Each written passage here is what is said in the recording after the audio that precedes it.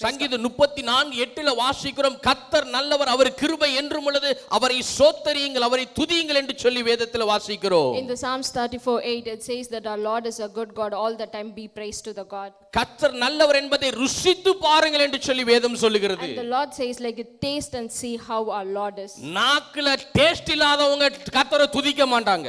And whoever doesn't have the taste but they won't even praise our Lord Jesus. செத்து போன நாக்கு கர்த்தரை துதிக்காது. The dead tongue will never praise our Lord. செத்து போன நாக்கு சாப்பாடே சாப்பிடாது முதல்ல.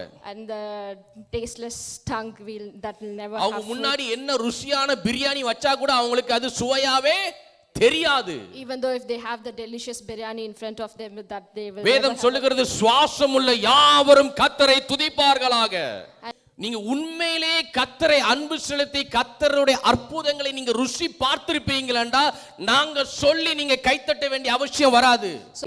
எத்தனை ஆராதனைகளில போதகர்கள் கையை தட்டுங்கன்னு சொல்லிக்கிட்டே இருப்பாங்க. How many sermons the pastors are saying like clap the hands. அப்படினா நீங்க உங்க நாக்கு செத்து போய் இருக்குன்னு அர்த்தம். That means that your taste, your நீங்கள் உயிருள்ளவராக இருந்தும் நீங்கள் செத்தவர்களாக காணப்படுகிறீர்கள் என்ற அர்த்தம். Even though if you live and it means that you have been dead. உண்மையா கர்த்தரை ருசி பார்க்கிறவன், உண்மையா அவருடைய அற்புதங்களை அதிசயங்களை ருசி பார்க்கிறவன் நினைச்சு துதிச்சுக்கிட்டே இருப்பான், அவனுக்கு நேரமே பத்தாது.